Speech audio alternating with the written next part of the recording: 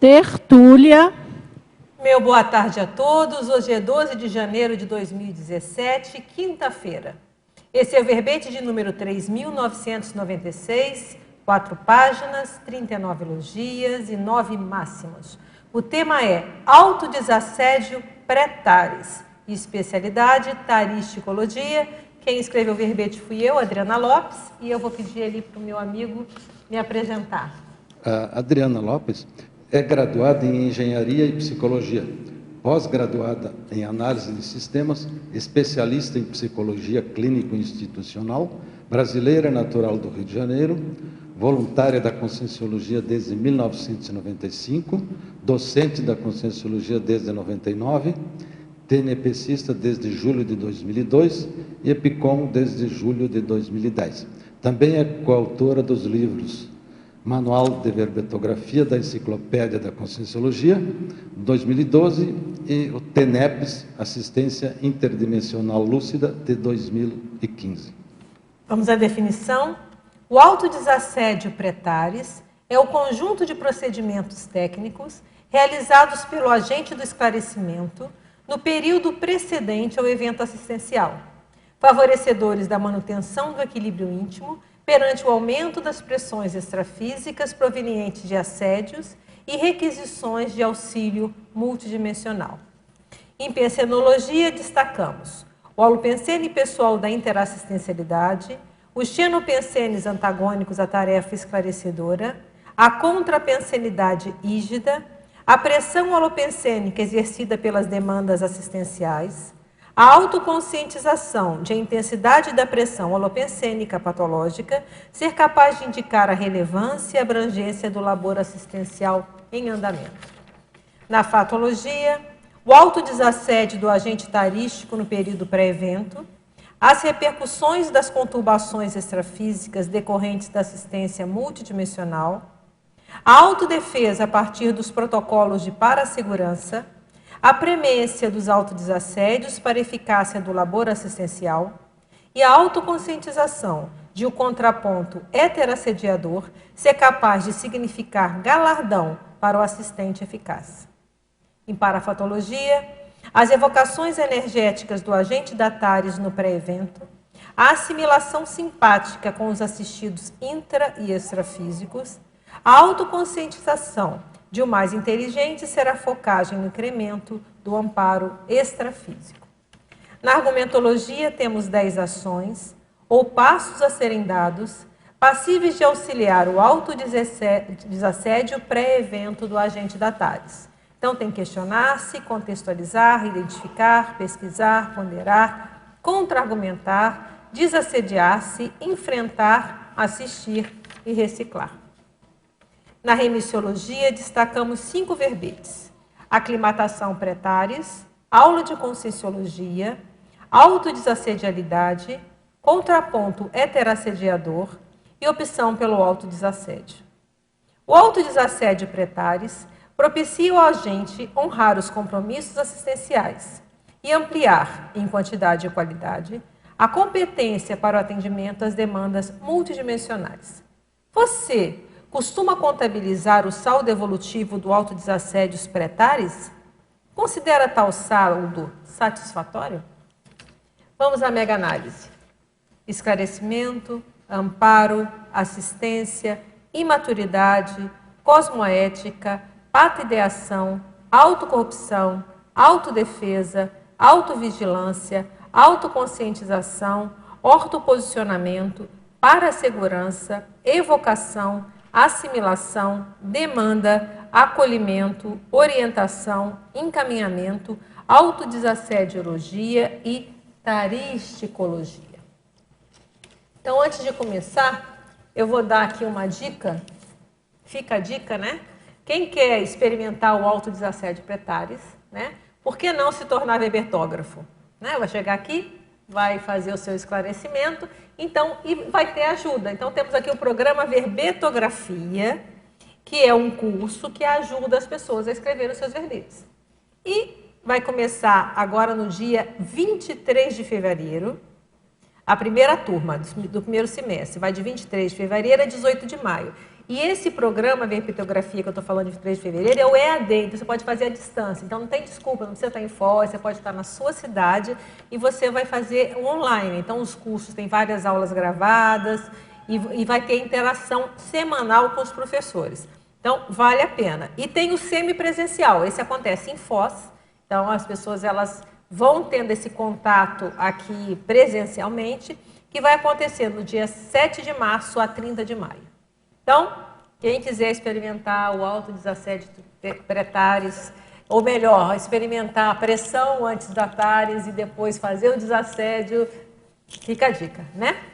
Então, vamos lá. Por que do tema, né? O autodesassédio pré-TARES, ele, primeiro, é um tema que eu já estudo há muito tempo, a questão do autodesassédio, né? Então, já é um estudo que já vem há muito tempo. E é um viés. Eu já escrevi o Aclimatação pré-TARES, que é justamente a pessoa ir se preparando, o que ela precisa fazer, o que ajuda no processo de melhorar o trabalho que ela vai fazer depois. E eu achei interessante fixar ou mostrar a questão do autodesassédio. Por quê? Porque é natural, na véspera de um trabalho de esclarecimento, a pressão aumentar. Quando a pressão aumenta, o que acontece? A tendência é aqueles nossos autoassédios que estão lá adormecidos, eles virem e começarem a aparecer. Então, é uma oportunidade da gente observá-los e começar a fazer o desassédio. Porque, senão, o que pode acontecer? Às vezes, até hoje, a gente vê ainda pessoas perguntando, né? Olha, a pressão está muito grande, como é que eu faço? Não, às vezes a pressão está grande porque está tudo certo, porque você é o trabalho mesmo, faz parte do trabalho. Então, é por isso que a gente quis ressaltar essa questão do tema e a gente vai falar mais sobre ele ao longo do tempo. Pensinologia, página 1, última frase. Pode comentar a respeito da intensidade da pressão holopensênica patológica ser capaz de indicar a relevância e abrangência do labor assistencial em andamento? Exatamente. Então, essa aqui é a minha amiga lá de Conceição dos Ouros, que agora ela está correndo, ela está sendo a primeira já há um tempo, né? Vamos lá. Isso eu aprendi na Marra, né? Essa questão de ver essa questão da pressão. E isso fala muito do que o professor Valdo sempre falou, que ele sempre falava para a gente, às vezes a pressão é galardão. Tem um verbete do professor Valdo que se chama contraponto heterasseteador. É um verbete que inclusive está citado aqui tanto no texto quanto lá atrás. O que é o contraponto heterasseteador? A ideia que ele trouxe para a gente. Que na hora que a pessoa está fazendo algum trabalho de maior relevância, quer dizer, que está ajudando, vai vir a pressão na mesma intensidade. Tem ali alguém prestes a lançar o livro, né? Já deve estar sentindo que é natural. Então, quando você vai fazer um feito, alguma coisa, vem a pressão da turma do deixa disso, deixa para lá, né? Então, é a hora que a gente tem que começar a trabalhar a questão do autoassédio. Então, muitas vezes, a gente não pode falar que toda vez, mas aí a pessoa que vai ter que fazer a análise, é sinal de que o trabalho está funcionando. É sinal de que você está fazendo, tem que fazer, né? Então, um exemplo que eu sempre dou é um dos verbetes que eu tive mais pressão até hoje, antes de defender, foi a opção pelo desassédio. Eu acho que esse verbete é o que mais teve repercussão até hoje dos que eu já escrevi. Já deu curso, já deu um monte de coisa, várias pessoas comentam comigo sobre esse verbete. E realmente, eu lembro de estar sentada ali, aquela vontade assim, ai, que vontade de sair correndo daqui. Entendeu? Era o professor Valdo aqui na frente ainda, olha que estava ainda com apoio energético do professor Valdo. Então a gente vê que realmente, às vezes, essa pressão é sinal de que aquilo que você vai falar vai ajudar. Né? Então, é natural lidar com isso, pensar sobre isso, dá muita força para o assistente. Espera aí, isso aqui faz parte do trabalho. E focar no amparo, porque não é só. Lembra, onde que, se a gente tem os assediadores, ou melhor, aquelas consciências precisando de assistência, que às vezes não é nem o assediador que vem atrapalhar, não. Às vezes é a turma que está chegando antes para ser assistida, não é? E aí a gente começa a sentir a pressão daquele povo pedindo ajuda. Ao mesmo tempo, aonde tem o assistido, tem quem? O amparador aparece. Então, focar também que vai ter a pressão, mas também o amparo está maior. Então, focar nesses dois lados, no verbete eu tentei o tempo todo jogar esses dois lados, né? Olha, tem o assédio que você aumenta, mas também tem o amparo junto. Então, vamos focar no amparo, né? Eu falo em algum lugar que o inteligente é focar no amparo. Entende? Então, às vezes, gente, é capaz de indicar a relevância e a abrangência do trabalho. Então, se você está fazendo nada, o pessoal volta sempre falar, está fazendo nada da sua vida, não vai ter pressão nenhuma, está tudo certo, né? Fatologia, página 2, última frase. Pode falar a autoconscientização de o contraponto heterassediador ser capaz de significar galardão para o assistente eficaz? Eu acabei respondendo junto, né? Exatamente isso. Eu já expliquei o que é contraponto heterassediador. Às vezes é galardão, né? E eu tive uma lição dessa, até foi uma impacto-terapia que o professor Valdo fez comigo. Que eu cheguei, eu estava assumindo uma nova responsabilidade e a pressão começou a vir. Aí, onde entra o autoassédio? Eu comecei a pensar, estou fazendo alguma coisa errada. Né? É um pensamento natural. Por que está essa pressão toda? Fui falar com ele. Eu falei, pessoal, estou sentindo muita pressão. Ele, não pode reclamar, que não pode reclamar, que isso é galardão, isso é trabalho. Mas me deu uma chamada e depois ainda chegou pessoas, está vendo? Está aqui reclamando, como é que pode estar reclamando? Eu fiquei assim, bem vexada. E não esqueci nunca mais. Então, foi uma grande lição, né? Quer dizer, é trabalho. Então, vamos encarar. Efeitologia. Pode explorar os efeitos autodesassediadores das abordagens lúcidas dos voluntários da escala de professores aos agentes da TARE Jejuns. Bem, essa é uma função que eu exerci lá no IPC do Rio, há muito tempo atrás.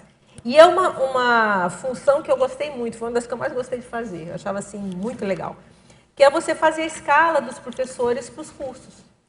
E esse verbete também é para ajudar os outros voluntários que trabalham com essas funções todas essas ICs. Por quê? Às vezes o professor que está começando a dar as aulas, ele vai ter essa mesma reação minha às vezes, né? Peraí, mas a pressão está aumentando, então, eu não sou capaz, acho que eu não vou dar conta do curso, acho melhor não fazer o curso. E às vezes é a hora da pessoa da escala, não, isso acontece, é assim mesmo, fica firme, né? Ajudá-lo no que for para ele poder fazer o trabalho dele. Então, na escala de professores, aí tem a escala de todos os trabalhos, escala de verbetes e assim vai. Então, é importante, eu via isso acontecer na época que eu trabalhava na escala. Diga lá, André. Eu acho interessante, né, você falar que eu também tive nessa condição. É boa, né? Eu achava tão bom interagir com todo mundo. E é bom que você também participa desse processo de ajudar aquela pessoa. Exatamente, aquele que está começando, né?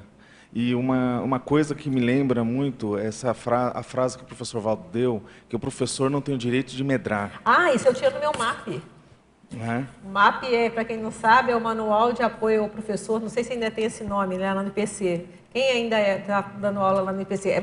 Temos ali o grande representante, coordenador. É MAP ainda, né? Aí, o que eu fiz? Eu punha na minha capa, assim, o senhor não tem o direito de medrar. Que aí, na hora que eu olhava ali, diga lá, continua. Exatamente. Então, aproveitando, né, que você comentou, então, na parafatologia, na última linha, que você já deu um preâmbulo aí, é a autoconscientização do mais inteligente ser focar no incremento do amparo extrafísico. Você pode aprofundar, então? Exatamente. É para não ficar só na parte trafarista. Porque se a gente fala, tem pressão antes da TARE, sabe o que acontece? Ninguém vou ser professor coisa nenhuma, né? Isso aí vai ter um trabalho danado. E não é só isso. E pensar, é assistência, não é que está sendo só pessoas querendo atrapalhar. Às vezes é a turma que está chegando para ser assistida. E aí vem um monte de gente, olha, eu quero ser assistido, estou precisando de energia, estou precisando de orientação. E junto com elas estão vindo os amparadores também, porque você já está com amparo de função. Isso que é o mais sério, também aproveitar o amparo de função. Porque se a gente está agendado para alguma tarefa, seja para defender um verbete, seja para dar uma aula de Conscienciologia, nós temos o quê? Nós temos também um amparo de função associado àquela tarefa que a gente vai fazer. Então, se a gente foca também nesses amparadores, a gente segura, a gente vai trabalhando melhor. E aí o que acontece? Quanto mais a gente ficar mais confiante nisso, até a pressão vai aumentar, mais positivo, porque vai trazer mais gente. Mas a gente está lá calçado com a questão do amparo. Então, isso que eu quis focar o tempo todo, para as pessoas não ficarem focadas no pressão. Mas peraí, assim, tem pressão porque tem trabalho. Então tem trabalho, tem amparo. Cadê o amparo? Opa, cadê vocês? Onde vocês estão? Buscar se conectar com essa turma. Entende? É para a pessoa não ficar naquelas inculcações do tipo, que nem você comentou, né? Do eu estou fazendo algo errado, eu não dou conta, eu não sou capaz de. E não isso é? tudo E a eu pessoa coloquei, ela está isso é minando o muito trabalho. comum. Não é? A gente ouve, ó, a gente fala as 4 ideações de menos-valia, Isso. de incapacidade, eu não consigo. Achando que isso não é para mim. De desistência. Não é? Isso a gente discute, eu já escutei isso tantas vezes, né? As pessoas começam, não, mas eu não vou conseguir dar esse curso, não, eu não tenho, eu tenho que estudar mais ainda, eu não estou pronta, já está lá, já passou, já é professor, já, né? Então, calma, está tudo certo. E às vezes você vê que essa pessoa da escala, ela tem que posicionar, não, você já assumiu, olha, vou a batata agora, é sua. e aquela história, não ter medo de falar não sei. Gente, a gente não é obrigado a saber tudo, não. Concorda? Ainda mais hoje, eu acho que a própria ciência já mostra isso. Ninguém sabe tudo, concorda? Em qualquer área é impossível, porque é tanto conhecimento gerado a cada... Agora já deve estar sendo lançado vários artigos científicos nessa hora aqui, não é? Então é tanta coisa, fica muito difícil ter esse panorama. A gente não tem que saber, não consegue saber tudo. A gente sabe, às vezes pode saber muito num foco. O resto, então às vezes, isso eu não sei, vou me informar. Entende? Agora, Adriana, é interessante que essa abordagem, ela vem ao encontro com uma vez um professor mais veterano, né, chegou para mim e falou assim, ó, você está muito limpinho, você tem que sujar mais. Aí você começa a ver que tem muita gente que foge da questão do enfrentamento do assédio, não é?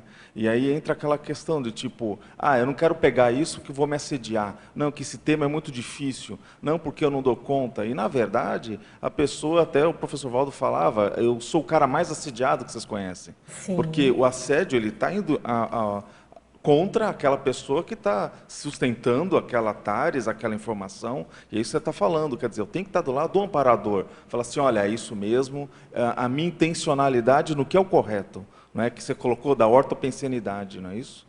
Exatamente. Então, é essa confiança que a gente quer passar, né? Esse foco, está sendo feito um trabalho, vamos fazer esse trabalho direito e focar, tem amparo, foca no amparo e vamos embora. Diga lá, professora, eu gostaria de que você comentasse um pouco, ali na enumeração, o número 5, ponderar sobre a legitimidade das patoideações e correlacionar com os possíveis recins pendentes. O que eu falei da legitimidade? Porque tem muitas dessas ideias que não têm correlação. Por exemplo, se a pessoa fala assim, é muito comum no autoassédio, falar assim, eu nunca... dou certo, eu nunca sei fazer isso direito. Então, generalizações, por exemplo. Então, na hora que você vê, não, peraí, não é nunca. Eu posso ter dificuldade em A e B, mas não é em tudo. Então, esse processo de você ver se é legítimo ou não essa ideia que você está tendo contra você. E às vezes pode ser legítimo, não, isso aqui eu estou ruim mesmo.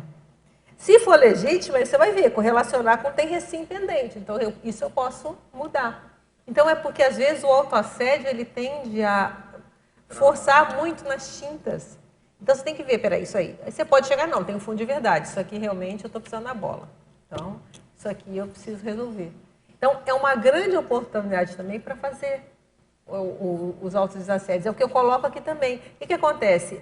Se a pessoa vai ter um trabalho assistencial, então, às vezes, vai começar, a própria pressão vai surgindo depois o desconforto com o autoassédio. Se a pessoa deixar passar, depois esfria. Aí eu falo, vai voltar tudo quando? No próximo evento. E você vai ficar até quando nisso? Então, vamos melhorar. Então, a gente até coloca aqui, ó. Após o evento tarístico, o arrefecimento das pressões extrafísicas minora os desconfortos com os autoassédios, correndo-se o risco de deixar passar batido a oportunidade desassediadora, empurrada com a barriga até o restabelecimento do desconforto às vésperas do próximo evento. Não é uma oportunidade? Então, a gente não quer ser desperto, a gente não quer melhorar? Então, vamos aproveitar essa oportunidade, tem ainda um amparo de função associado, para a gente ter mais ideias, o que eu preciso fazer para melhorar isso. Tá. E assim, na sua experiência, você acha que quando está perto de fazer essas assistências, o assédio ele pega num ponto específico que é uma coisa como se fosse cronificada, ou um ponto mais fraco que a pessoa tem, ou ele vem de diferentes formas? Você acha que... Aí eu acho que, não sei se tem padrão, né? Mas o que acontece? Aquilo que está mal parado nosso é o que está mais frágil. Então, a tendência é aquilo, pode ser até uma coisa intencional, como eu falei, o assediador, ele quer atrapalhar você. Então, ele já sabe, opa, esse ponto aqui, eu sei que se eu pego essa pessoa aqui, eu anulo. Então, beleza, eu vou ali. Mas, às vezes, não é isso. Às vezes, que eu estou te falando, é o aumento da pressão de gente precisando ser assistida. E aí, vai chegando a turma desse holopensene.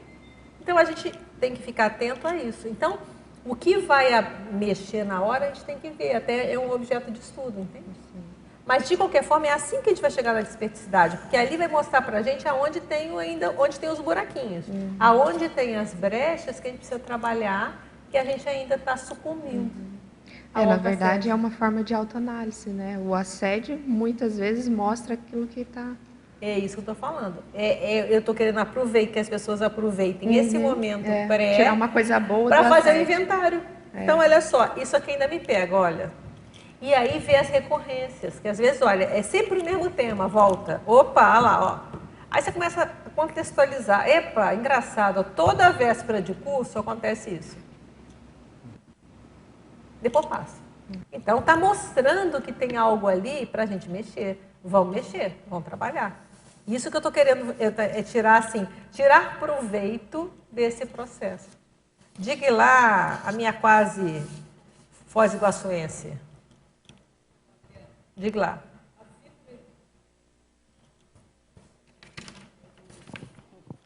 Alô, Adriana. Acho que agora foi. A síndrome de burnout tem a ver um pouco com essa pressão aí que a pessoa sente? Ou... Aqui eu estou citando que ela pode acontecer ou não. Por que eu fiz aqui não é bem um trocadilho, mas uma associação? Porque um dos primeiros livros de burnout que tem aqui no Brasil chama assim, é do Vanderlei Codo, que fala, é a síndrome da desistência do educador. É um bem antigo que falava do estudo dos professores, que os professores entravam nesse processo da síndrome e abandonavam a docência. Então, aí eu quis fazer uma correlação capaz, nós aqui trabalhamos energia, mas não quer dizer que possa acontecer, né? Então, ela pode acarretar a desistência do reeducador. E o que a gente faz na reeducação? Então, às vezes, se isso chegar a um nível tal, do autoassédio, entrando com a questão da energia e tudo, a pessoa pode entrar num processo de deixar de dar aula, abandonar e alguma coisa assim. Então, isso a gente quis fazer uma correlação, entende? Não quer dizer que tenha a síndrome, mas é que uma situação que pode vir a acontecer. Tá bem? Então, vamos continuar aqui com Niterói. Coloquiologia. Poderia comentar o item, o período pré-evento, onde o mal resolvido vem à tona. Ó, bateu exatamente com o tema que a gente estava falando. Então, aquilo nosso que está mal resolvido, todas essas pressões, ele começa a suptar, ele começa a incomodar mais, gerar mais desconforto. Então, é a hora que a gente tem de poder olhar para isso e fazer um inventário. Eu chego a chamar aqui, né? O inventário de vulnerabilidades pessoais aos heterassédios ou o inventário dos autoassédios. Então, a gente pode fazer isso. O que ainda está me pegando? Porque se a gente quer chegar numa condição de desperticidade, que é uma autodesassedialidade total, a gente tem que ver aonde ainda tem, aonde ainda eu não consegui, por algum motivo, segurar. Então, aonde eu me fragilizo. O que é o autoassédio? É a hora que eu volto contra mim mesmo. E eu me fragilizo. Então, eu deixo que, às vezes, a outra pessoa, ou o assediador, ou intencional ou não, interfira na minha manifestação. Então, eu posso interromper um trabalho, eu posso desistir, ou posso começar a ficar mais tíbio, mais pusilânime, em função de uma pressão. Quer dizer, a pessoa entra nessa auto-molestação, esse menos-valia, como nós colocamos aqui. Então, aproveita esse momento para descobrir essas coisas. Tecnologia. Poderia aprofundar a técnica da aclimatação pretares? Bem, esse é um verbete que eu já te falei, que ele está aí defendido, Eu vou ler a definição para você. Ó, é o conjunto de procedimentos técnicos capazes de promover a afinização holopensênica com o local, as consins e consciex envolvidas na atuação assistencial futura, favorecedores da conexão com o amparo funcional extrafísico e da eficácia do esclarecimento a ser prestado, utilizados pelo docente conscienciológico nos minutos, horas, dias e ou meses precedentes, presencialmente ou à distância. Então, daqui a gente explica, inclusive, tem aqui alguns itens, de falando o que você pode fazer para se preparar. Então, a essência é o quê? Você começar eu vou ter que dar um curso lá não sei onde, lá em Curitiba. Então, eu já começo a preparar, estudar como é que é o holopensene de lá, vou fazer o meu estudo, fazer correlações. Por exemplo, quando isso é posterior, às vezes exige mais ainda, que você vai ter que se aclimatar com a língua, com os costumes. Então, você pode ver filmes do local. Então, é uma forma que você tem para ir criando o processo. E uma coisa nessa aclimatação pré-TARES que eu sempre faço, e que eu vejo que funciona muito, eu gosto de sempre estudar antes, exatamente antes, ou na véspera à noite, ou então da manhã. Mesmo que eu já tenha dado esse curso várias vezes, é fazer aquela releitura de todo o material, que eu vejo que é essa hora que começa a ter uma série de insights, que a gente está mais intensificado com os amparadores, e eu já tive muitas experiências assim. Então eu começo a ler, aí começo a associar uma coisa, eu falo, eu vou procurar na internet, tinha aquele livro, aí eu vou lá, procuro na internet o nome do livro, daqui a pouco quando eu chego lá, batata, chega uma pergunta daquele tema. Então, essa leitura, por exemplo, verbete, eu sempre chego de manhã, eu leio todo o verbete, detalhes por detalhes, lá em casa ainda, antes de vir para cá, porque aqui às vezes o tempo pode ser mais apertadinho. Então, e aí vai tendo associação, eu lembro, isso aqui tem a ver com aquele outro verbete, isso aqui tem a ver com aquilo. E quando eu chego aqui, muitas vezes vai surgir os exemplos que eu pensei lá, eu vou falar aqui. Então, as coisas, isso é bem interessante. Então, isso é aclimatação pré-TARES. É você, antes, dependendo do tempo, ela pode demorar meses, como foi falado, dias e horas. Eu vejo que essa questão da hora é muito séria. Eu sempre faço isso. Eu tenho que dar aquela relida, ou na manhã de manhã, ou no dia do curso, ou na véspera, mesmo que eu já tenha dado o curso mais de 10 vezes, eu vou olhar tudo de novo. Diga lá. Professora Adriana, eu estava pensando aqui, pela sua definição, se você pensou também, nesse caso, do autodesassédio pré-TARES, do ponto de vista passivo. Como assim? Do aluno. Oi? O aluno. Não, aqui eu peguei o lado do docente. O agente. Mas eu pus aqui eu falo do agente da TARES. Mas o aluno também.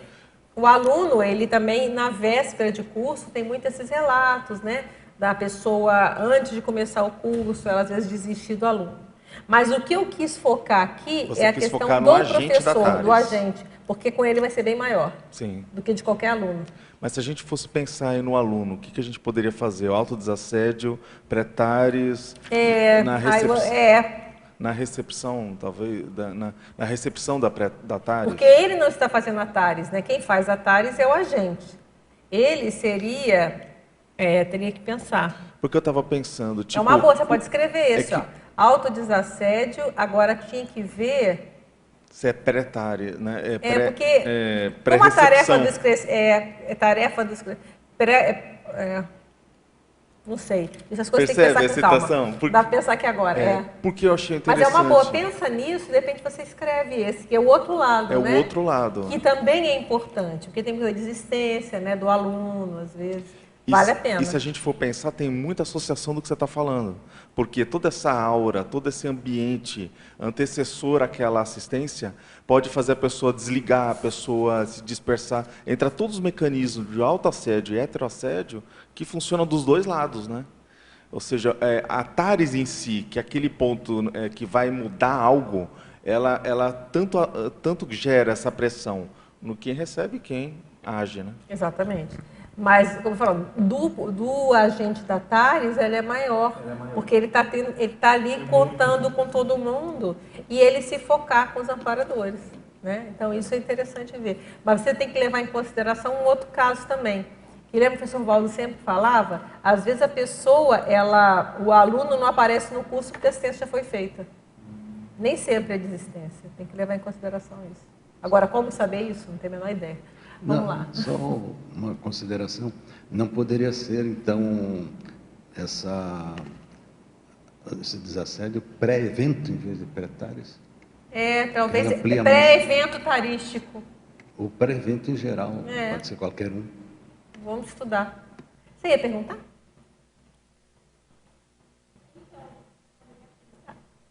Tá ligada, que às vezes demora um pouquinho. Então, na verdade, eu queria até comentar sobre isso que ele falou, porque eu já senti isso também. Eu ia fazer um curso, aí eu sentia muita pressão, aparecia todos os trafares que eu tinha que trabalhar, todos os meus pontos assim que eu tinha que... Aí eu usei isso para conseguir reciclar, porque eu senti que fez toda a diferença. Sim. Nossa, muita coisa assim que eu tinha muita dificuldade, muitos trafares, assim, aparecia muito antes do curso, principalmente quando eu fiz assistenciologia. Nossa, parece que caiu toda a pressão em cima de mim. Aí eu usei isso, fui olhando o que eu tinha que melhorar, o que estava mexendo comigo, e eu consegui reciclar muito por causa disso. Uma coisa que é legal também é a leitura de livros, sabe? Por exemplo, eu lembro que um processo que foi, eu sempre falo isso porque foi muito marcante, foi quando eu li o Projeciologia de capa a capa. É impressionante, quer dizer, para mim, que eu acho que foi o primeiro que eu li de capa a capa, assim, né? Foi um autodesassédio e heterodesassédio violento. Então, esse foi muito marcante para mim, assim. Porque é aquele recuperação de cons, recuperação de conhecimentos.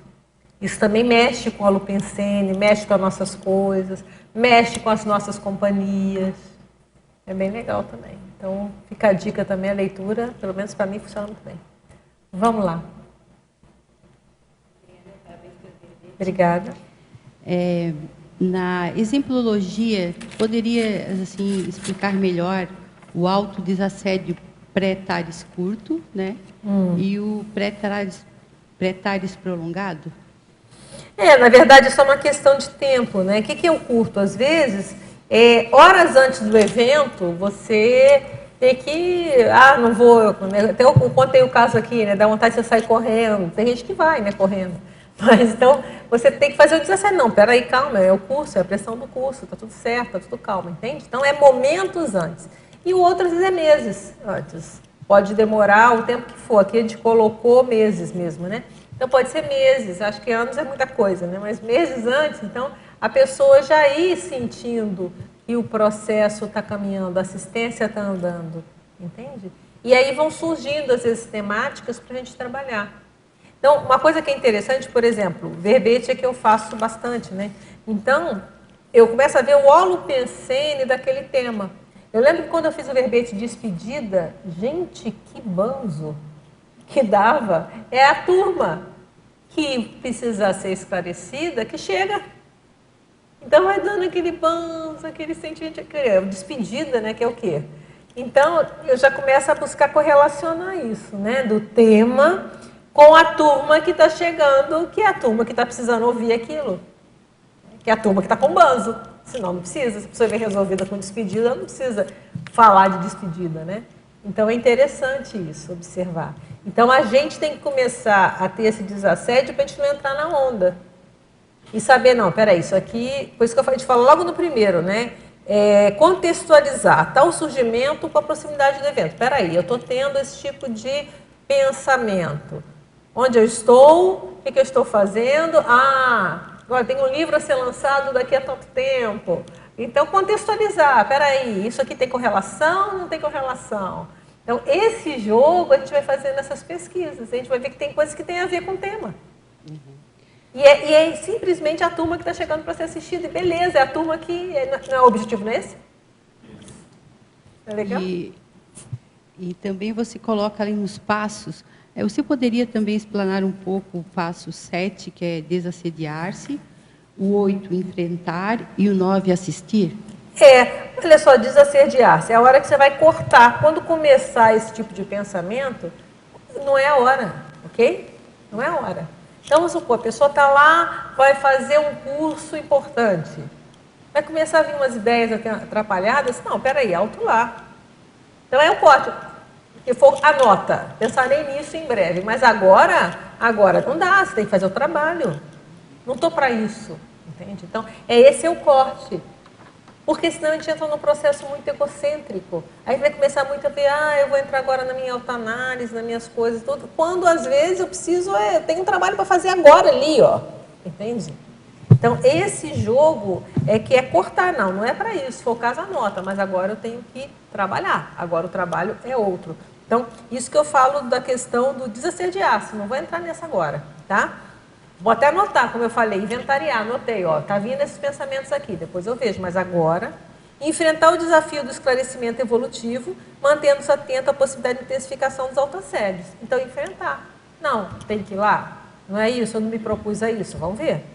Assistir as demandas que vão aparecer. E elas não têm só antes, tem antes, durante e depois. Às vezes terminou, ainda continua com uma coisinha, né? E reciclar. Aí sim, eu vou ver, bem, toda vez que eu vou dar um determinado curso, eu tenho esse tipo de ideia. Vamos resolver isso? Né? Aí a pessoa vai chegar com ela mesma. Vamos resolver isso, pelo menos, para isso não acontecer de novo. E aí entra a reciclagem. Então, esses princípios, traços que estão fundamentando o autoassédio, para minorar as pressões dos eventos futuros. Então, a tendência é o quê? Se a pessoa for trabalhando isso, cada vez a pressão vai vir. Ela vai poder aguentar pressões maiores, porque ela está mais rígida também. Vocês concordam? Se a pessoa tem muito autoassédio, ela não vai aguentar dar muito curso, concorda? Porque ela quanto mais ela vai minimizando isso, mais ela vai poder enfrentar pressões maiores, desafios maiores, porque ela já está mais brindada. E assim vai até uma hora que aí a desperticidade, o negócio está brindado, está tudo certo. Aí pode vir pressão muito grande que a pessoa vai dar conta. Então é esse jogo que a gente está falando aqui. Então as pessoas podem aproveitar a docência para isso, não só a docência, como a defesa de verbetes, para ir treinando, para ir melhorando, para ir aumentando o seu fôlego. E essa é a proposta, por isso eu fiz questão de fazer o chamado da vervetografia. A vervetografia é uma oportunidade, às vezes a pessoa nem é professora ainda de Conscienciologia, e ela já pode ir testando, e treinando, e verificando o fôlego, e melhorando, e assim vai. E assim o trabalho continua. Terezinha, você gostaria de falar?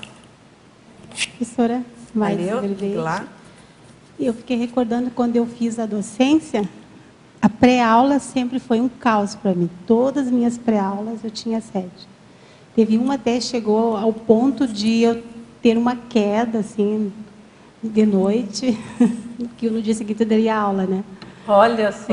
Mas sempre assim eu me refiz, né, até chegar lá. Então eu tinha algumas coisas que eu fazia como pré-requisito.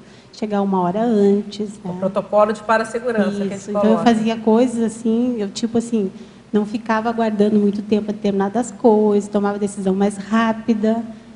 Mas eu fiquei avaliando. Se eu não tivesse essa lucidez, eu não continuava, porque eu vi casos de colegas meus que acabaram não conseguindo chegar lá, né, como a gente diz. Isso, como você falou, vai dando um reforço para a gente, né, ao ponto da gente, depois eu percebia, quando eu dava, depois, após a aula, eu saía em primener, né. Mas o que seria, como você falou, é toda essa pressão extrafísica que vem, seriam dos assistidos, dos bolsões, que estão ali, nossos, né, a princípio, é que eu entendia, né, na época, né.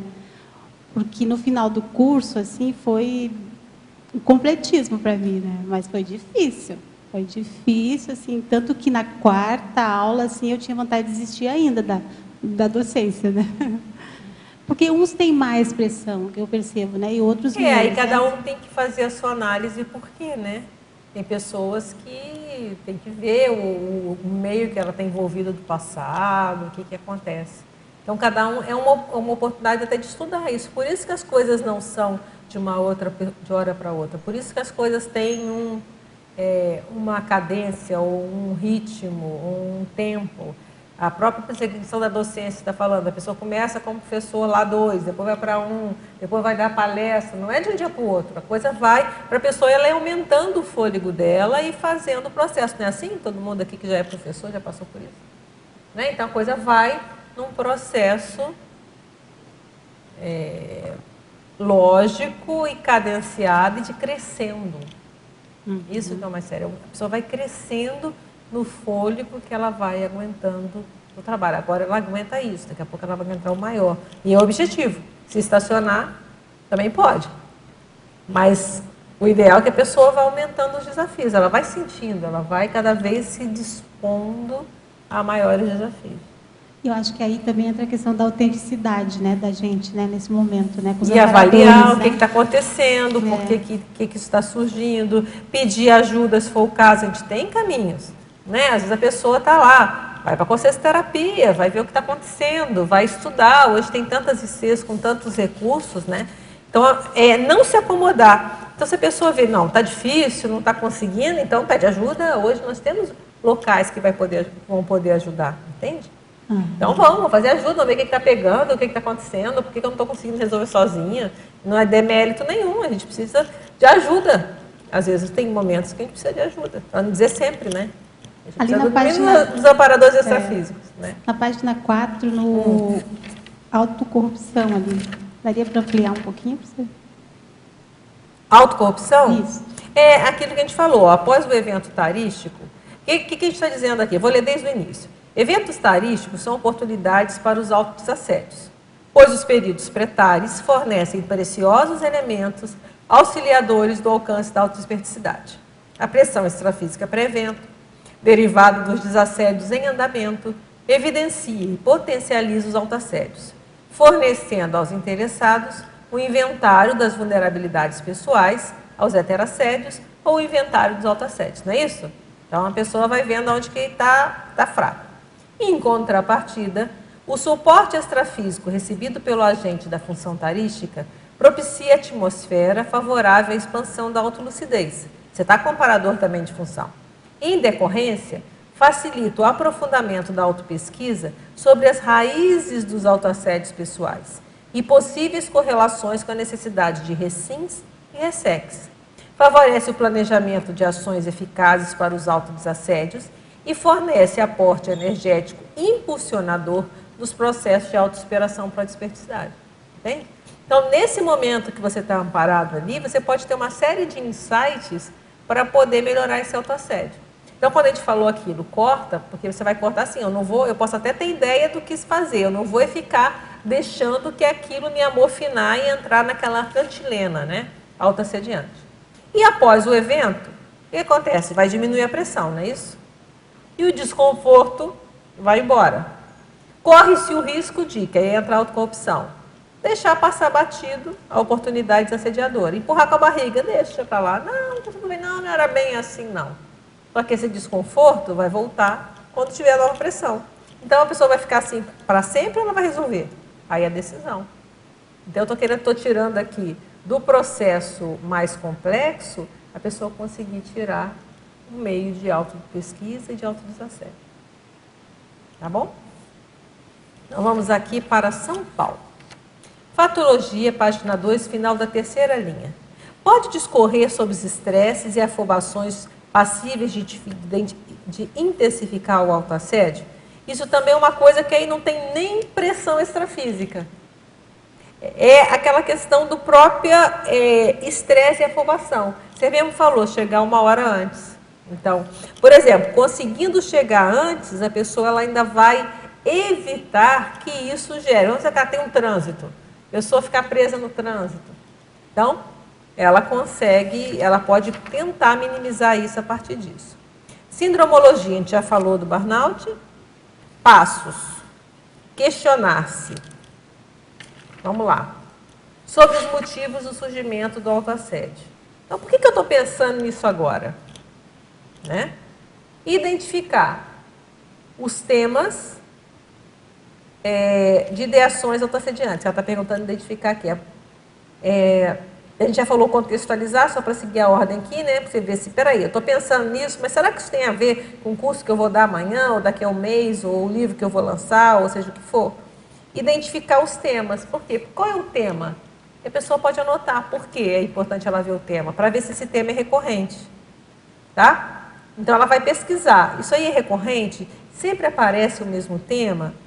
E aí, depois é que ela falou, vamos seguir na ordem aqui, ela pediu alguns soltos, mas ponderar sobre a legitimidade, a gente já explicou. Contra-argumentar. Então, a pessoa tem uma contra-argumentação. Peraí, o que eu estou pensando? Isso é lógico que eu estou pensando? É um momento para eu ficar pensando nisso? Vai resolver alguma coisa ficar pensando nisso agora? É melhor anotar e depois para ter ações para diminuir isso. Desassediar-se, já falamos. Enfrentar e o resto nós já falamos, né? Comente, por favor, a frase enfática. Vamos lá. O autodesassédio pretares propicia ao agente honrar os compromissos assistenciais. Então, você tem um compromisso, você vai honrar, não, posicionar. E ampliar em quantidade e qualidade a competência para o atendimento das demandas.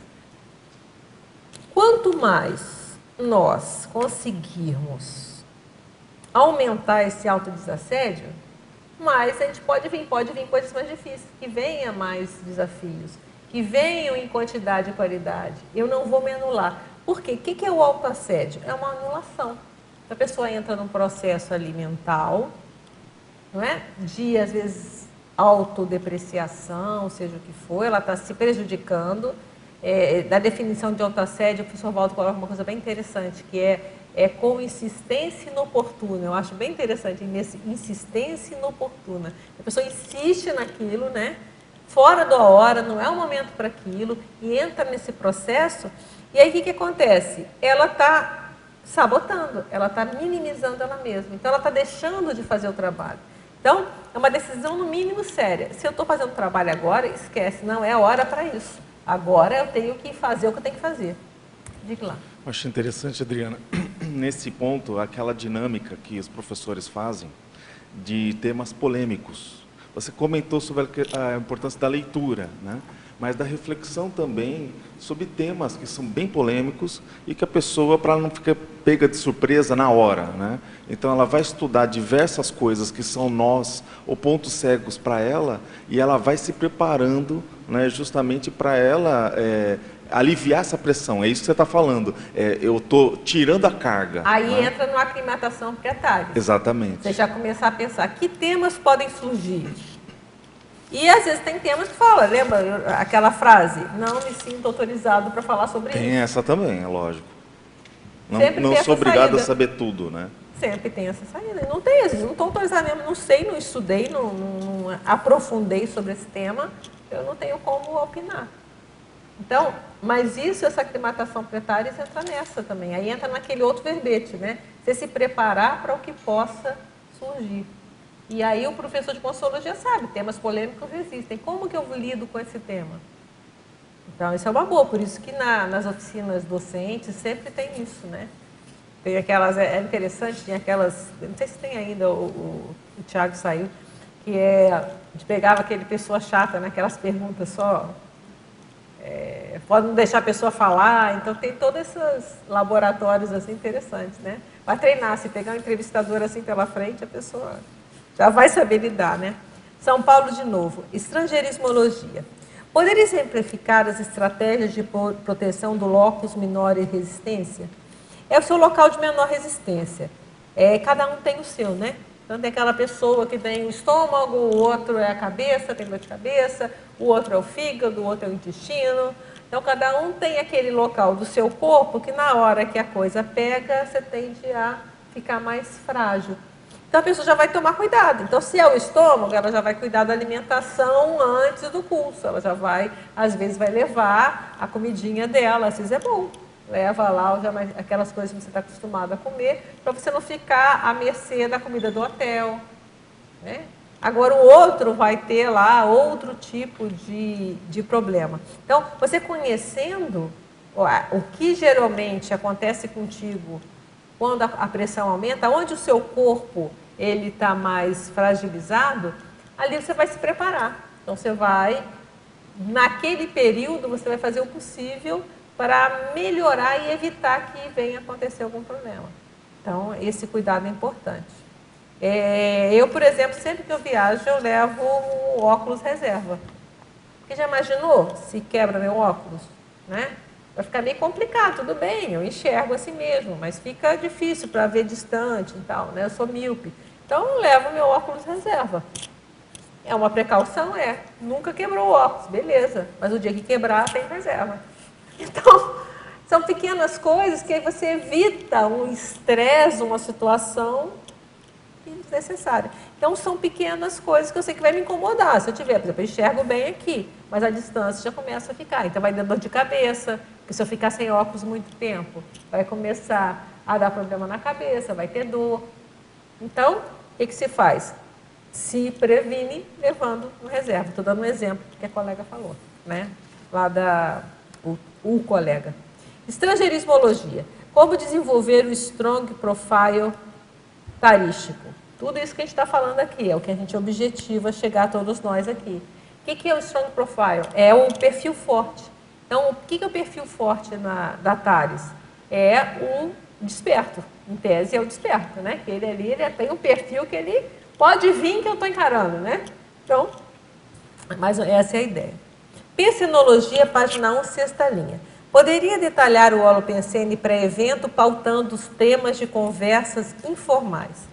Isso eu já reparo há muito tempo, eu acho muito interessante. Desde que eu acompanhava... Vem para cá, Mário Oliveira. Ele não quer mostrar que chegou atrasado, então... Chega aqui, fica pertinho de mim. Olha só. Então, que eu vou falar de você mesmo, que eu ia começar a falar dele, assim, que desde a época que eu acompanho o Mário nos cursos, ele já começava principalmente a CP2, então a gente sempre chega antes, chega quarta-feira, né? E os temas, começam a surgir aqueles temas, parece que não tem nada a ver. Aí com a equipe, geralmente o coordenador do curso vai junto, aí vai chegando o pessoal da equipe, aí tem que almoça todo mundo junto, ri, batata. Daqui a pouco vai chegar no curso, aqueles temas falados aparecem, não é isso, Mário? Então, e eu vejo hoje também nos cursos que eu dou, então ficar atento a isso é interessante, mostra que é o holopensene, como eu interpreto isso? É que o holopensene já está ali do curso, a coisa já está acontecendo. E as pessoas começam a captar aquelas ideias sem nem se dar conta. Então parece que é uma conversa totalmente assim, que não tem nada a ver, vai lembrar de um caso e daqui a pouco a coisa aparece. Então eu quis colocar isso aqui para a gente começar a mostrar como que o holopensene anterior ao curso já começa a influenciar a gente aqui. Então, no caso dos nossos autoassédios, é a mesma coisa. Então, se a gente está mal parado sobre algum tema que vai aparecer no curso, ele também vai começar a faltar. Então, é hora que a gente pode também começar a tentar calçar, porque ele vai pelo menos ficar bem resolvido. Olha, isso aqui eu não estou bem ainda, mas eu estou tentando fazer força para melhorar. Então, isso ajuda bastante. Codigologia. Como você elaborou o seu código pessoal de cosmoética, fundamentando na sustentação dos compromissos tarísticos? Olha só. O que é o código pessoal de cosmoética? Cada um vai fazer o seu, né? Que são aqueles itens que você tem para você que são muito sérios. Então, seu código. Isso eu não faço, isso eu vou fazer. Né? Geralmente, isso eu não vou fazer, isso eu vou fazer. Mais ou menos isso, né? Então, um desses códigos, desses itens, é sustentar o compromisso. Então, aquele de honrar o posicionamento. Espera aí. Só, às vezes, tem um caso. Já teve um caso que eu tive que adiar um curso até hoje. Um caso. Tive uma gripe muito séria e aí eu lembro que eu chamei a médica lá em casa, ela falou, olha, estava meio tudo infectado, e raramente eu gripo, né? Falou, ó, se você pegar avião, pode correr o risco até do negócio do tímpano. Eu falei, não vou chegar lá doente também. Então, aconteceu uma vez, aí eu tenho que estudar o local, o que foi. Mas fora isso, a gente tenta, porque também tem que ter esse bom senso, né? Às vezes aconteceu, pode ter sido um problema de autoassédio, pode, mas também às vezes é circunstância. Né? Sei lá, aconteceu alguma coisa. Então, aí a gente tem também ter esse bom senso, também não ir lá todo ferrado e passar gripe para todo mundo, né? Então, é você honrar dentro do possível os seus compromissos. Então, não, se eu tenho esse compromisso, eu vou. Eu lembro que eu sempre conto também, que foi, e para mim foi motivador, eu chamo de convite providencial, eu fiz um verbete sobre isso, foi quando eu estava doente, eu estava com pneumonia, eu estava no hospital e lá no hospital, eu acho que não sabia ainda que ia demorar tanto para o negócio ficar bom, eu recebi um convite para falar num simpósio da Sinvex sobre saúde. Olha que legal. E eu no hospital. E eu não saía do hospital e a doença, eu não ia embora, e aqui chegando a data do evento e aquilo me dava um processo. Eu falei, gente, mas eu vou e eu vim. Consegui, aí fui para o Rio de Janeiro ainda, Fui melhorando. Agora, se eu tivesse doente, eu não vinha, né? Também é aquele bom senso. Mas deu sorte. Eu fiz o que eu podia. Eu lembro que aí a médica chegou lá e falou, você está liberada, pode voltar para Foz. Voltei, mas acho que foi uma semana antes do evento. Foi uma coisa muito rápida. Não teve... E eu que ficava assim, cancelo ou não cancelo, cancelo ou não cancelo, né? Mas fui dentro da lógica, não é vim liberada, mas consegui. Eu lembro que até me emocionei. Quando fui começar a falar, quero agradecer, deu aquele... mas segurei a onda. Não sei, se era interessante, acho que não está gravado não, porque o negócio deu uma emoção de conseguir chegar, né?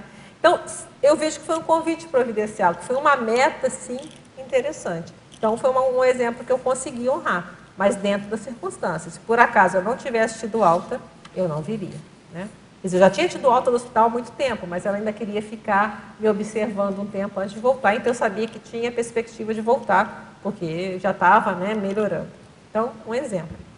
Se a defesa de verbete pudesse ser considerado um evento tarístico, lógico que é.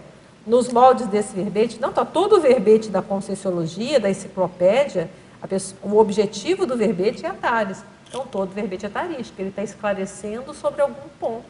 Então, é um evento tarístico, sim. O que você recomenda em especial aos neoverbetógrafos interessados no autodesassédio pretares? Insista, não desista, faça o seu verbete. Todo verbete...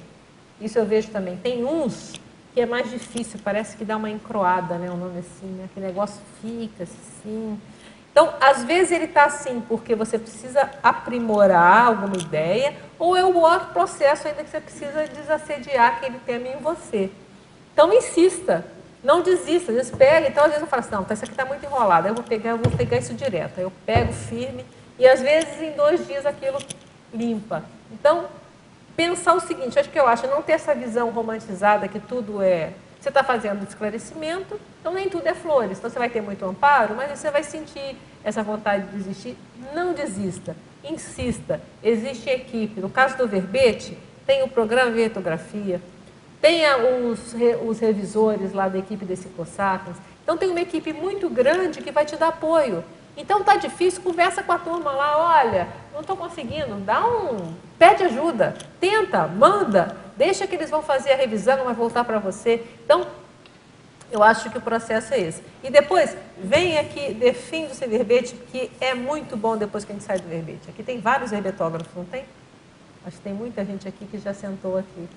E é uma satisfação muito grande cada vez que a gente termina e faz o trabalho. Lembrando que aqui ainda é tudo muito favorecido, porque vai ter o mediador que vai te ajudar, sem contar que quando a pessoa senta ali para defender o verbete, tanta gente já leu o verbete, já teve um monte de revisores, já teve tanta gente, a pessoa já vem mais autoconfiante, ela já vem mais firme naquele trabalho. Então, é uma grande oportunidade. Eu vejo que a questão da verbetografia é muito séria, vale a pena, insista, escreva o verbete o mais rápido possível.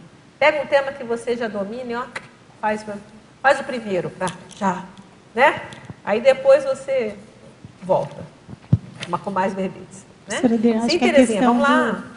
A começar pelo título, né? A partir dali já começa... Boa lembrança, né? Boa o lembrança. Autodesassédio, né? Que da pessoa que está querendo fazer a TARES, né? Então, e da responsabilidade, nesse momento, de nós com o nosso amparador, né? Porque eu vejo assim, ele está contando com a gente, né? Então, meio que fica complicado, né? A pessoa desiste no caminho, né? E depois, como que fica, né? Todo esse povo, todo que está ali esperando, né? Que a gente chegue até aqui. É o que eu acho interessante, Terezinha, que foi uma excelente lembrança que você falou. É uma coisa que eu sempre faço, então, para o colega lá que falou que não é verbetógrafo. Já tem o tema de verbete? Já manda. Porque ali você já vai começar a conectar com os amparadores. Então, você já vai conectando. Então, já manda o verbete, manda o tema, a turma vai lá, vai te ajudar a melhorar o título que precisar. Começa. Não precisa ser uma definição perfeita, porque a definição você ainda vai trabalhar, né? Então, mas já manda. Isso já é o primeiro passo e depois começa a elaboração com tranquilidade. Faz o curso, temos aqui, já dizemos as datas. Eu ia falar, nós temos curso online, né, para aquelas pessoas que não podem fazer o sempre presencial aqui em Foz, né? Então, oportunidade aqui não falta. A gente já falou aqui. Então, muito bom, vamos lá. Argumentologia, página 3, item passos. Poderia falar como faz a associação dos passos citados? Toma nota, qual o tempo que guarda para essa tarefa? Foi Porto Alegre. Você está mandando bastante pergunta aí, estou gostando de ver também, hein? Minha amiga também aqui. Olha só, eu não faço, sabe, assim, esses são passos que a gente faz, não necessariamente assim de uma forma mais burocrática, a pessoa pode até fazer, tá? Interessante, registrando. Eu faço naturalmente, assim, eu não faço, eu começo esse. Naturalmente eu já crio esse processo. O que está acontecendo? Né? O contexto que está, onde eu estou, né? Como está esse contexto? O que está acontecendo? Aí vou lá e anoto o tema. Mas eu não faço com essa coisa tão assim formalzinha, quanto tempo eu levo para cada coisa. Eu deixo a coisa mais natural.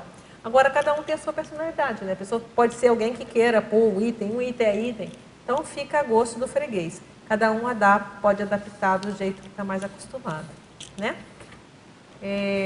Vamos agora para Cantagalo. Vamos lá. A pergunta é grande, eu vou ler devagarzinho, tá? Estou fazendo a técnica da autoqualificação pré-TENEPS. Interessante ser verbete, técnica da autoqualificação pré-TENEPS. Se não for, ela pode escrever, senão já deve estar, pode ser que já tenha algum livro, alguma coisa. Na IC da TENEPS, né, já fala isso, então tá legal. Me programei para iniciar a TENEPS no dia 1º de junho, interessante, o meu foi dia 1º de junho. Para esse período, fiz um plano de ação para reciclar todos os traços que possam prejudicar a assistência a ser feita, além da imersão metassomática e do autodesassédio.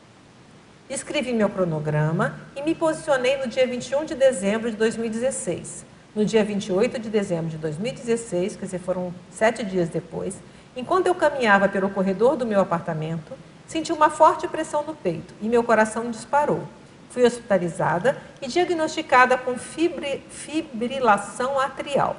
Fiquei por 4 horas com batimentos cardíacos em 199 batidas por minuto. Os médicos disseram que se eu não tivesse ido na hora para o hospital, eu teria dessomado. Tendo em vista que sou uma pessoa saudável, que pratica atividade física regular, sem sobrepeso, com ótimo estado de saúde e sem problemas cardíacos, mas mesmo assim quase passei por uma macro PK destrutiva. Como minimizar as repercussões das conturbações extrafísicas decorrentes da assistência multidimensional e reforçar a defesa a partir do protocolo de parassegurança? Olha, uma coisa você já fez, que é importantíssima. Você correu para o hospital. Tem que ser isso mesmo.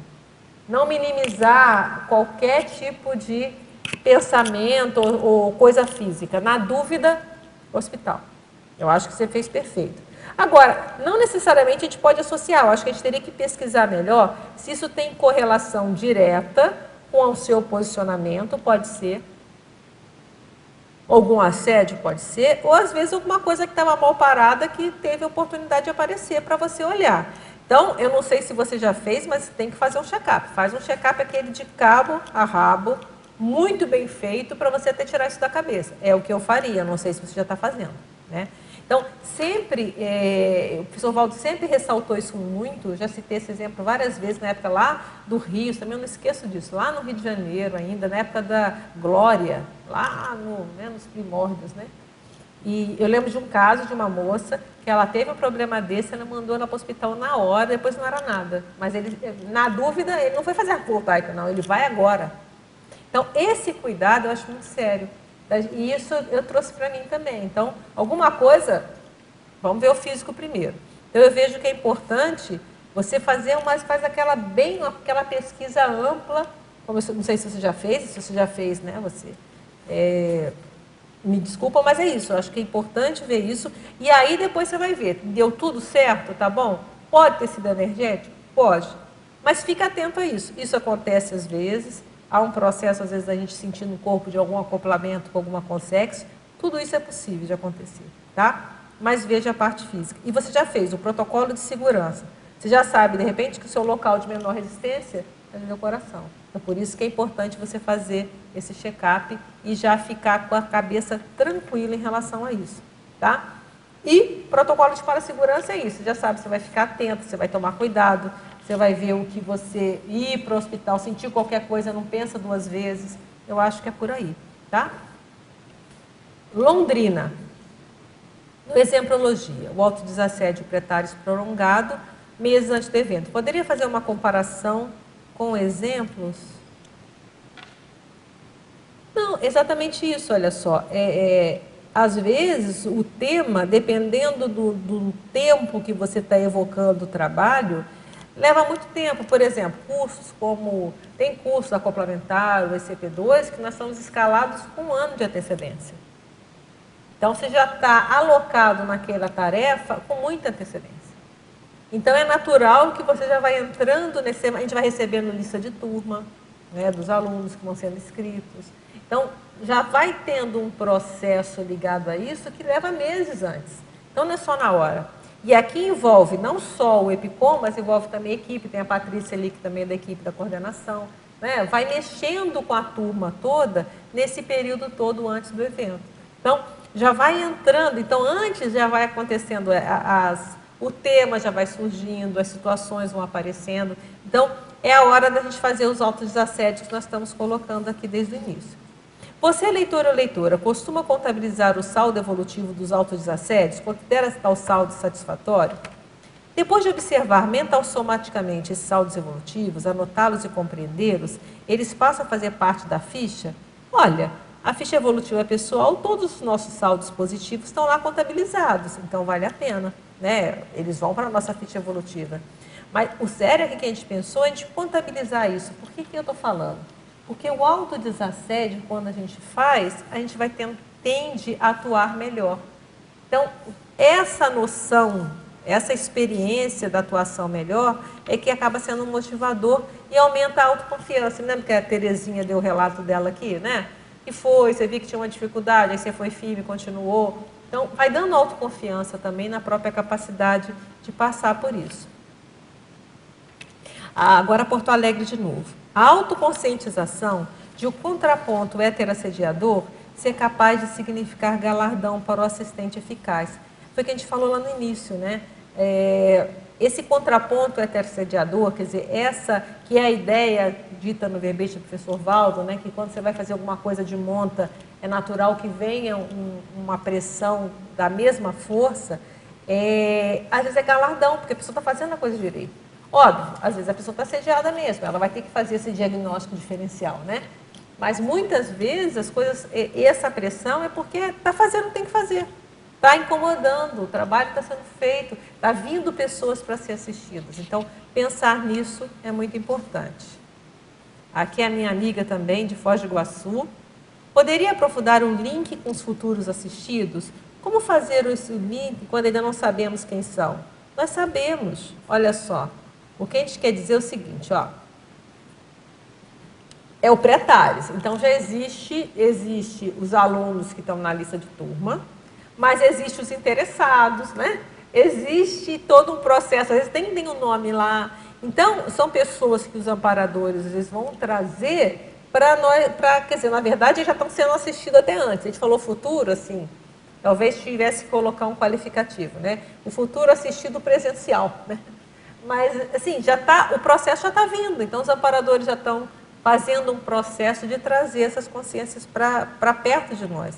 Então, já começa a fazer um link, já está começando a fazer estão disponíveis para fazer essa assistência. Então, tem relatos, isso não aconteceu comigo não, tá?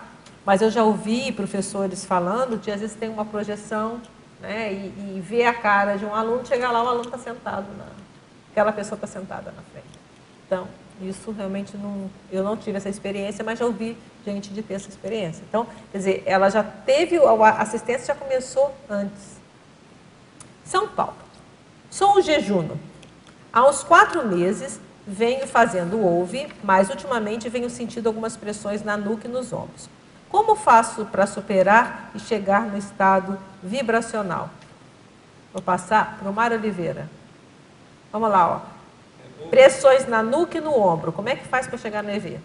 Ouve é um termo que é utilizado pela IAC e não é utilizado por nós aqui. Então, nós utilizamos o circuito fechado de energia, ou seja, a energia vai dos pés à cabeça, cabeça aos pés, e esse exercício vai predispor a você entrar em estado vibracional. O fato de você já fazer a circulação fechada de energia, ou seja, fazer esse movimento cíclico para cima e para baixo, já é uma forma de expandir as suas energias. Com o tempo, com a periodicidade de fazer esse exercício, você, em algum momento, vai sentir o corpo vibrando. É uma questão de tempo, de exercício, de investimento. Se você quiser fazer alguma outra manobra que você também pode fazer e que vai facilitar, é ficar de forma estática, parada, totalmente parado, imóvel, bem posicionado nos 2 pés e ficar por uns 5 minutos nessa posição, o mais imóvel possível. Você também vai começar a sentir as suas energias fluindo naturalmente, porque é uma questão natural também.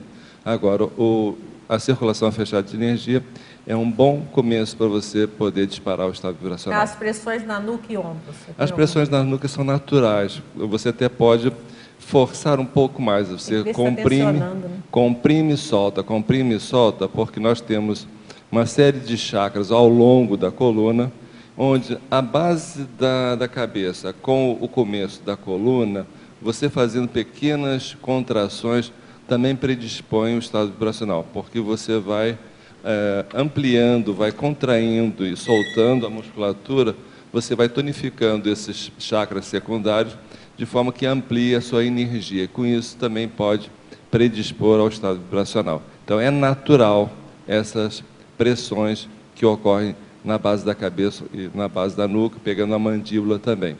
E você pode se predispor a fazer isso pela própria vontade, que também ajuda na execução do estado vibracional. Deixa eu ver de onde que é. É de São Paulo. Vai ter, não sei se fica difícil para você, né? Porque esse final de semana no Rio está tendo o curso Estado Vibracional com o professor Alexandre, que é lá de Portugal. E ele ensina várias técnicas de estado vibracional para alcançar. Ele estuda estado vibracional há muitos anos, desde 95. Lembro que quando a gente chegou lá em Portugal, começou a dar os cursos, ele já pegou o negócio de estado vibracional e começou a fazer e se interessar por esse assunto. Então, eu não sei se é muito longe para você, né? Como é que eu não sei de onde você está em São Paulo, mas é esse final de semana no Rio de Janeiro. É uma oportunidade, porque ele vem de Portugal, né? Ele já deu esse curso ano passado aqui em Foz, que é o ano retrasado, né? Que ano passado agora já é 2016. Não, foi 2016 que ele deu o curso no início do ano, não, então estou certo. Então tá. Então, é no Rio de Janeiro. Se você quiser maiores informações, entra no site, né, da CIP, será que tem informação lá? Eu acho que é a CIP Rio, né? Talvez tenha. A CIP Rio, né? Então, talvez tenha, não tenha um telefone aqui para você.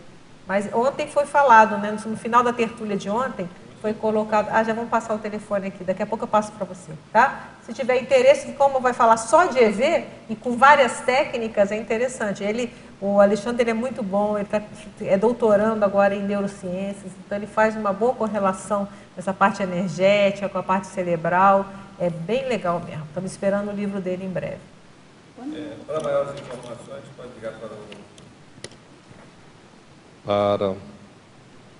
para o 21 98493 8642. Laudecir. Beleza.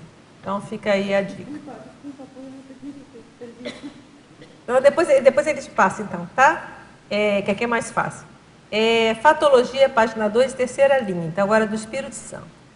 Quais melhores posturas aos familiares próximos ao agente de esclarecimento poderiam ter para ajudar a lidar com o item? Os familiares, tá? Estresse e afobações possíveis de intensificar os OTA-7 referentes ao período precedente ao evento assistencial.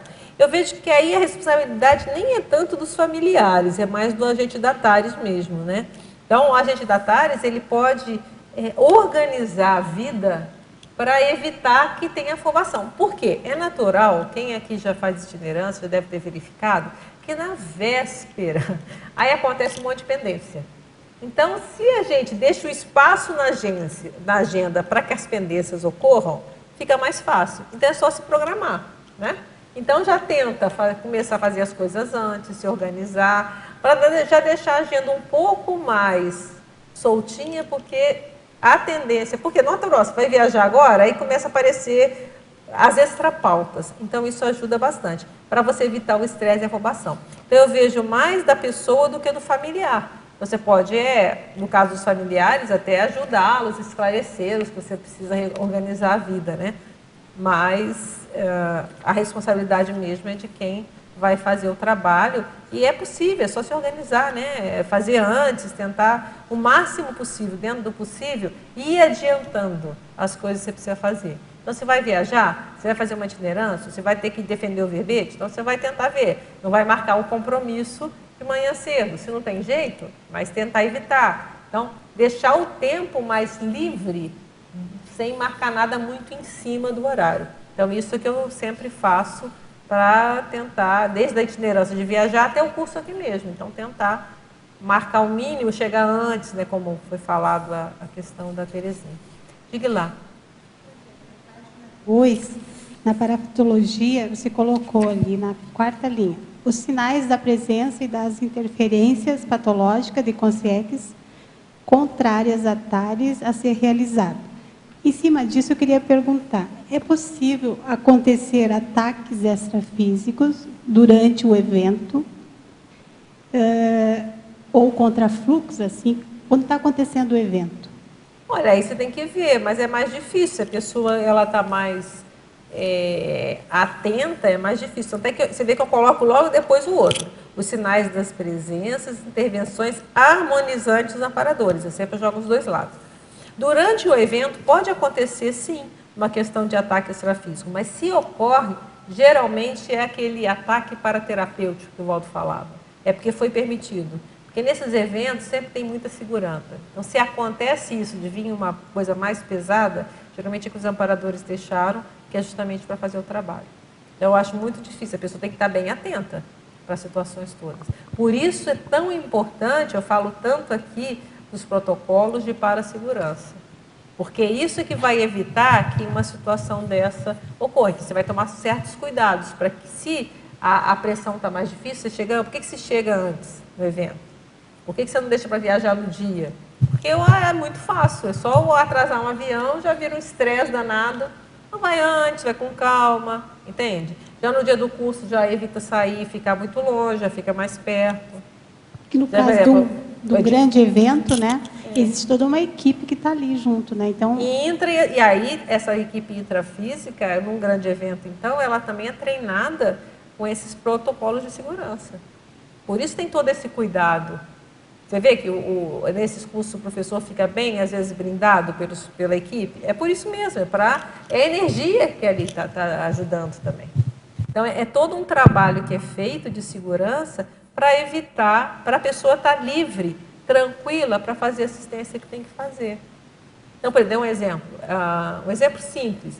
Dia que eu defendo o verbete, eu não almoço no centro. Uma coisa simples, podia ir lá almoçar, não podia? Só que aí, se for um pneu, se acontece alguma coisa, então eu vou aqui e almoço no CE, que é mais fácil. Entende? Então, são pequenas coisinhas que parecem simples, mas eu vou evitar uma dor de cabeça. Imagina se eu vou lá no centro, acontece alguma coisa, tem o pneu, ou o carro pifa, ou alguém me pega e acontece algum... Não, então já deixo a coisa mais por conta. Então, esse tipo de... Desde a coisa mais simples, isso com um evento simples, vir aqui sentar e fazer um verbete, né? Até, simples entre aspas, né? Estou falando assim, em relação a um evento maior, que você vai ter mais dias e tal, né?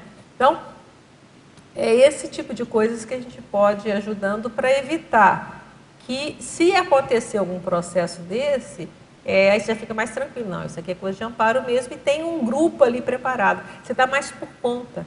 Uma das coisas que eu sempre falo, que é bom é aquela equipe que você nem se preocupa com o curso. Você está lá, só vai lá, parece que está tudo tranquilo, que a turma está ralando toda ali, mas te deixa tranquilo para trabalhar com extrafísico, para estar por conta. Você não está preocupado com a cadeira, com outra coisa.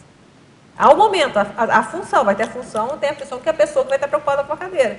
Mas cada um com a sua função, naquele momento, naquele contexto. Isso que eu vejo que favorece esse trabalho. Tem um verbete do professor Waldo também que eu gosto muito, que é o linha de montagem interassistencial. Então, isso serve, eu vejo desde a questão do próprio curso, como o curso ECP2 e outros cursos, o complementário, como também até a questão do verbete, né? É uma linha de montagem, então cada um tem a sua tarefa e faz o seu processo e tudo vai andando para aquilo chegar no final, não é isso? Então é uma linha de montagem. Então um curso, por exemplo, ECP2, né? É uma linha de montagem, aquele campo ali é um grande exemplo para mim. Todo mundo trabalha, faz seu trabalho, cada um com a sua função específica, ninguém inventa moda, né? Cada um faz o seu trabalho, então você vai fazer isso, você vai fazer isso, e cada um faz e tudo funciona de uma forma harmônica, né? Então, isso é muito sério. E aí, minimiza qualquer tipo de trabalho. Então, se tiver alguma pressão, está dentro do trabalho. Na página 3, no Hominologia, você comenta sobre o Homo sapiens tenepsista. Você pode fazer um cotejo justamente sobre o tema do verbete? O tenepsismo, a gente coloca em algum lugar aqui, deixa eu ver se eu acho ele aqui, que é o papel da tenepse, eu falo. Quer ver? Vamos lá? Deixa eu ver se eu acho aqui.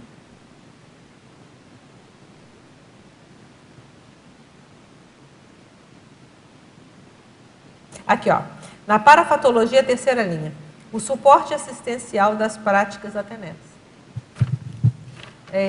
A tenepse, ela ajuda num processo desse desassédio pretário também, né?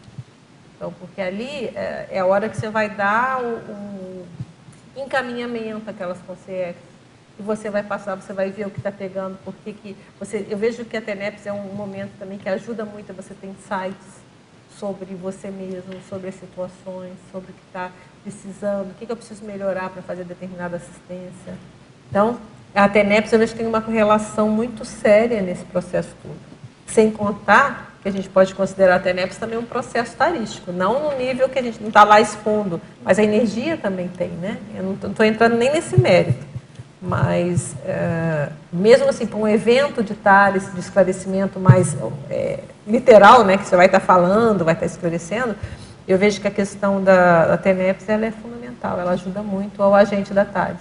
Então, tem que ter determinadas funções, inclusive dentro do voluntariado, que tem como pré-requisito a tenepse, né? Própria equipes de ECP2 e complementário, é um pré-requisito, para ajudar na segurança, que a gente falou de todo esse trabalho. E aí, a própria tenepse de cada voluntário ali, ela vai ser um suporte maior nessa segurança. Ou seja, para o novato ele tem que perceber que de fato é um ponto aí de situação importante para ele chegar a ter esse ambiente, né, que você está querendo, né? E isso ajuda bastante, a tenepse é muito importante, eu vejo a tenepse como uma base muito importante na docência. Agora, eu comecei a docência primeiro e a tenepse depois. Tem pessoas que fazem a tenepse primeiro e a docência depois. Então, cada um, Mário foi a tenepse primeiro, a docência primeiro, foi o contrário. Eu comecei a docência, foi a docência primeiro, a tenepse depois. Agora, ao professor, né, tem aquele modus operandi de pegar a lista de presença das pessoas que já estão participando do curso e pôr na tenepse. Tem alguma indicação a mais extra? Que você Não, é isso mesmo. Você já está acompanhando o trabalho. Já está acompanhando. E aquilo que a gente falou, tem pessoas que somem da lista de turma, mas às vezes é porque o trabalho tem aquelas que a gente, como é que vai saber? Não tem conhecimento disso. Vai ter, isso é muito difícil a gente saber. Tem aquelas que realmente pode ser a pressão e tem outros que já resolveu. Tudo certo, já. A assistência foi feita. Então, agora, nós, com a visão limitada de intrafísica, a gente não tem essa noção. Fica mais difícil. Né? Sim. Vamos lá. Oi. Diga lá.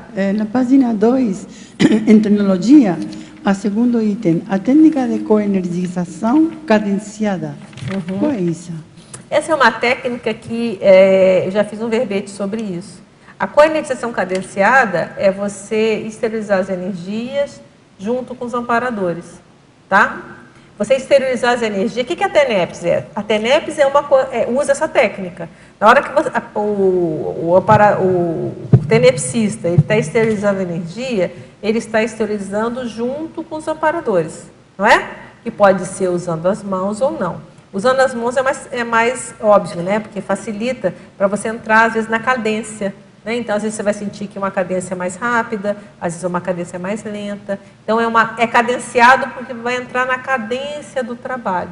E por que eu coloquei isso aqui? Porque, às vezes, o autoassédio, ele interrompe essa conexão. Então, então às vezes a pessoa está lá. Às vezes, se ela entrar em autoassédio nessa hora, não consigo, não vou dar conta, ela desconecta. Porque, por exemplo, em pré-evento, não? Que você fala bastante de preparar-se antes, não? Isso. Mas há eventos que não são eventos como tales, sino são ocorrências. Por exemplo, você está fazendo trabalho de voluntariado de cara à gente e a gente pode chegar de estado ou de outro, de bom humor, mau humor, comportamento normal ou não. E é difícil preparar-se para esse tipo de mini pré-eventos, não? Porque quando tem uma atuação, você diz, espera um pouco, calma, vamos ver, sabe? Mas eu não preparei, simplesmente tentei fazer o melhor, por exemplo, não? Nesse caso, são mini eventos diários. Ah, sim. Como voluntária, como não voluntária, como, sabes? Esses minis.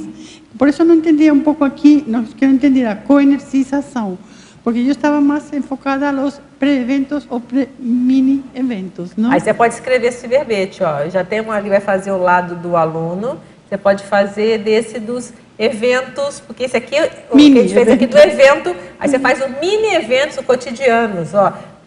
Aí tem que pensar, com o nome tem que pensar com calma, eu não vou conseguir pensar aqui. Mas é uma boa ideia, às vezes você vai pegar essa ideia e você escrever. Alguma coisa como, sei lá, mini-eventos cotidianos, ou pré-mini-eventos cotidianos, de esclarecimento, já ficou enorme o nome, né? Você tem que ter para pensar para ver se ele reduz. Mas é uma boa ideia, já que você estava pensando por aí você faz... Lembra, o verbete é uma vertente, né? Então, por exemplo, eu fiz essa vertente, o André já teve a ideia ali de fazer o tema parecido, mas é pela outra vertente. E a sua é uma outra vertente ainda. E é interessante, é muito interessante. Vale a pena você pensar sobre isso. Obrigada. E escrever. E também na página 3, em passos, o passo 6º, contra-argumentar consigo sobre a disfuncionalidade das patoideações na atual conjuntura assistencial pré-evento. Estamos... contra-argumentar consigo mesmo? Que quer dizer também? Olha só, é fazer o autodesassédio, literalmente. O que acontece? Se a pessoa está nesse processo, às vezes, de autoassédio, então ela está ali com uma cantilena, né? Ela está, não, por isso, seja qual o tema que for. E aí a ideia dela parar e contra-argumentar. Peraí, vale a pena isso agora? Está no contexto certo? Eu estou aqui, tem um trabalho, tem um aparador, eu tenho uma função para fazer, eu vou ficar aqui ocupado com o meu umbigo ou eu vou olhar para lá e ver o que eu tenho que fazer? Entende? Então, contra-argumentar não é o momento, isso não é a hora. Você pode até anotar, ver o que é, mas agora não é a hora de eu entrar nesse processo de autoassédio. Quer ficar autoassediado? Eu posso ficar em outros momentos, é o direito de cada um, né? Agora, ali existe todo um trabalho que precisa ser feito. A mini peça tem que funcionar. Agora, o amparador, eu lembro que foi até uma colega que falou isso numa dinâmica, lembra aquela dinâmica que a gente fazia até juntos? Ela falou assim, a gente não tem como, os amparadores não tem como fazer a mini peça funcionar, e é verdade, né? Então, é isso. Se eu estou ali como uma mini peça, então o ideal é que eu consiga fazer o melhor trabalho dentro daquilo possível, dentro das minhas limitações. Mas o autoassédio, ele trava. Então, na hora de você contra-argumentar, é trazer para a realidade. Espera aí, olha o contexto agora. Vale a pena eu ficar com essas ideações aqui, eu ficar me depreciando? Se existe um trabalho para fazer, tudo bem, eu posso até achar que eu... Mas agora quem está aqui sou eu mesmo. Mas é que você... Entendeu? A bola está na minha mão. Eu vou fazer o quê? A bola está na minha mão. Eu vou jogar, eu vou fazer o quê? Deixar ela cair no chão. A bola está aqui. Você pode não ser a pessoa ideal para aquilo, mas a bola está aqui. Entende? É que você, sim, agora a bola está aqui com você. Você vai fazer o que com isso? É que você falou... Tem que jogar para gol, né? Falou agora a palavra fundamental. Merece a pena entrar nessa? Não merece, não merece. Só que quando uno está na emoção, por la provocación o por el autoasedio mismo, ¿no? Ante circunstancias... Mas aí é sí. chamada lucidez. No, es que eso estaba pensando el otro día con respecto a un acto, justo esas palabras que você falou, merece a pena entrar nessa? Vale a não, pena? Não merece. Tem no verbete opção pelo autoassédio, tem uma parte lá, dá uma olhada que tem umas argumentações dessa, tá? É lá na opção, não sei se ele está aqui na mão, acho que está aqui uma opção. Na opção tem, se você olhar lá na argumentologia, depois tem 3 tipos, terapeuticologia. Tem 3 perguntas para a pessoa fazer. Numa situação autoassediante, a perturbação íntima, qual o grau de autocontrole que eu tenho aqui agora? Eu consigo sobrespairar? Então tem algumas perguntas para a pessoa tentar sair do processo de autoassédio. Dá uma olhadinha lá depois, tá bom? Vamos lá. Conceição dos Ouros, parafatologia. Poderia explicar a autoconscientização de um mais inteligente se a focagem no incremento do amparo extrafísico? Perfeito. Tudo que você perguntou agora, coincidentemente, bateu com o que a gente estava respondendo. Então, é hora da pessoa pensar, bem, agora eu vou focar no assédio ou eu vou focar no amparo? Se eu ficar focando que, tá pesado o clima, tá pesado, tá tudo difícil, parece um negócio, né, vai dando um peso, peraí. Mas tem amparo, não tem? Se eu estou fazendo uma tarefa de esclarecimento, é uma função. Se tem função, tem amparo de função. Cabe a mim, dentro das minhas limitações, me conectar com esse povo. Então, em vez de focar na visão mais trafarista, ver que essa pressão é assistência e ver que tem amparo. Tem amparo de função. Cadê você? Se eu não estou conseguindo conectar, o que eu preciso fazer? Vamos lá, o que eu preciso fazer para conectar? Deve que o povo deve estar aqui. Cadê eles? Então, é isso que a gente está querendo chamar a atenção. Vamos lá, Dentro Stephanie. disso que você está comentando, acho que a questão do assédio, do autoassédio, é justamente a questão do autoposicionamento, né? A partir do momento que você se posiciona com relação a um assunto, com relação a uma tarefa, com uma decisão que você tem que tomar, o assédio ele já fica mais difícil de te pegar, né? Então, eu acho que a questão de se autoposicionar é muito sério, né? Nesses momentos que vem o assédio, né? É a opção pelo autoassédio. O posicionamento é tudo, né? Nessas horas. E justamente a opção pelo autoassédio é isso, né? É um posicionamento. Eu vou me optar, eu não vou entrar nessa onda. Ninguém disse que é fácil. Às vezes tem hora que a gente não consegue entrar, mas tá atento a isso. Não, peraí, é opção. Né? Calma, vamos lá. Então é assim que a gente vai conseguir encaminhar. Então vamos agora, Espírito Santo. Achei muito interessante o tema de hoje. Estou vivendo um momento de separação conjugal. E na maioria das vezes não consigo silenciar totalmente nos momentos de conflitos, destacando que quando há interpretações erradas a meu respeito. Fico extremamente irritada quando falo coisas que eu não disse ou não fiz, inclusive querendo saber quem foi o autor da fofoca. Às vezes consigo barrar, mas na maioria das vezes não, complicando ainda mais a situação. Esse processo não é fácil, né? É muito difícil, né? Essas confusões, assim, esses conflitos, né? Mas o que você pode fazer? Eu acho que não se tem controle, né? Do que o outro pensa. Se tem fofoca. A gente tem muito pouco controle sobre isso. Mas o que eu vejo, assim, se a gente começa a ficar muito irritado com isso, a gente acaba dando mais força para essas situações. Então, tenta jogar as melhores energias para esse povo todo.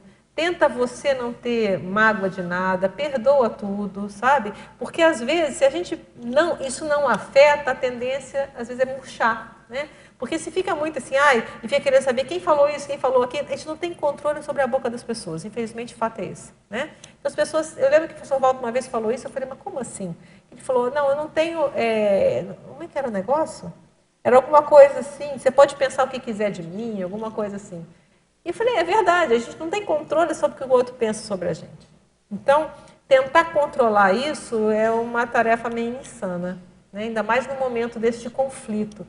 Talvez a melhor coisa, a melhor posição é você tentar perdoar esse povo todo, assim, seja o que for, jogar as melhores energias, pelo menos não alimentar esse holopensene conflitivo que provavelmente está acontecendo nessa situação, para que tudo se vá da melhor maneira, que a separação ocorra da melhor maneira, se for melhor para que aconteça melhor para todos e segue em frente. Eu vejo que é melhor. Você tem alguma ideia? Você que está estudando muito questão de perdão aí sobre isso?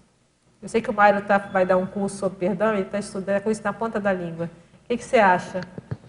A questão toda é você minimizar os conflitos, sabendo que antes de nós nascermos, ou quando nós nascemos, nós trazemos muita história em relação às pessoas que convivem conosco. Então, muitas das vezes, das interprisões grupocármicas, são situações em que nós temos a oportunidade de resolver conflitos do passado. Então, se alguma coisa está acontecendo hoje, pode levar em consideração que isso tem história em vidas passadas. Então, o mais maduro vai tirar como premissa que aquilo é uma grande oportunidade que ela está tendo de fazer uma reconciliação e limpar o seu passado. Por isso, da importância do perdão. Se você não sabe por que está perdoando, ou a si mesmo é um fator inteligente de evitar uma série de contratempos e de dissabores ao longo da vida. Então, qualquer trauma, qualquer dificuldade, pode ficar tranquilo, existe história, muita história por trás disso. Então, perdoar é uma forma de limpar esses rastros que nós fazemos ao longo das vidas. Agora da Espanha. Que tarefas podemos realizar previamente para qualificar a hora do autoposicionamento de perseverar no trabalho assim demandado? Que tarefas podemos realizar previamente? Pelo que eu penso, eu acho que é isso que nós estamos fazendo aqui, né?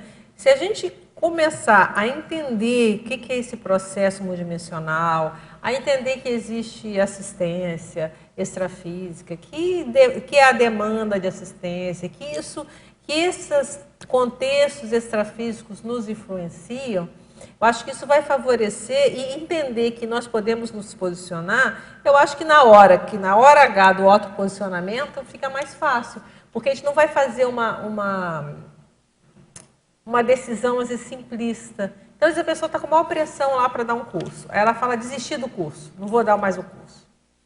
Aí a pressão vai sumir. Ela fala assim, ah, que bom, era isso mesmo. Não, às vezes não, é porque a pressão foi embora.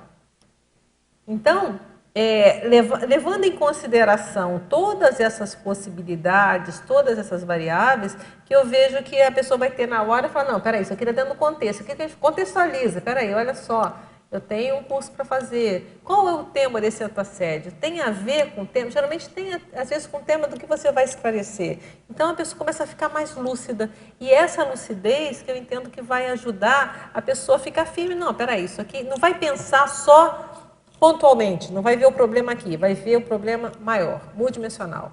Então, tem pressão, mas tem amparo também. Cadê o amparo? Peraí, eu não estou conseguindo encarar o amparo, o que eu preciso fazer? Se eu vou trabalhar energia, vou ver o que eu posso fazer para conectar com os amparadores. Tem ideia? Não tem? Então, a pessoa não vai ficar passiva, ela vai ter um movimento de buscar resolver a situação. Então, eu vejo que isso que pode ajudar para a pessoa ficar firme no trabalho que ela se propôs a fazer. Lembrando, esse trabalho aqui, lembra na elaboração de verbete, livro, também se estende aí a todas essas possibilidades de esclarecimento. Peço gentileza para exemplificar o ponderar e o contra-argumentar. Eu acho que o contra-argumentar nós já falamos, né? O ponderar, a gente até já falou também, né? Então, vou repetir rapidamente. Então, é você ponderar, refletir. Então, primeiro, você viu, olha, é legítimo isso que eu estou falando? Isso que eu estou pensando é coerente? Tá? É racional ou é uma ideação louca da minha cabeça aqui que daqui a pouco que passou eu vejo que era uma bobagem? Se for uma bobagem, já limpa na hora. Às vezes não é, às vezes tem uma raiz. Às vezes tem uma raiz ali, só que está às vezes aumentada com a lente de aumento, de dramatização. Mas se tem uma raiz, não, realmente esse trafar me incomoda. Então, eu vou pensar realisticamente, ponderar e ver o que eu preciso fazer para resolver, para que isso não volte a me incomodar. Então, essa é uma das formas do ponderar. E o contra-argumentar é isso. Vale a pena ficar com essa ideia? Porque geralmente você vai estar com aquelas ideações ali de menos-valia, como a gente chegou a comentar aqui, né? Olha, por exemplo, ó, as 4 ideações de menos-valia, quer dizer, não, eu não posso, eu não consigo, eu não estou preparado. Ou de incapacidade, eu não vou dar conta, é muito para mim, deixa aí para um professor mais veterano fazer isso. Só que às vezes quem está lá para ouvir é a sua turma, né? Isso é uma coisa séria.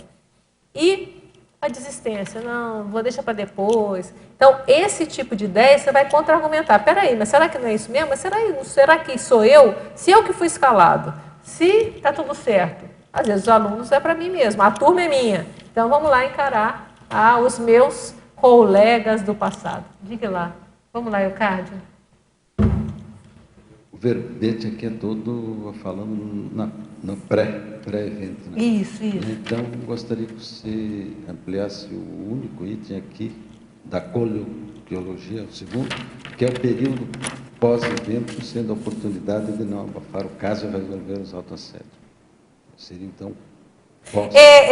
Mas aqui está certo, eu estou falando do pré-evento.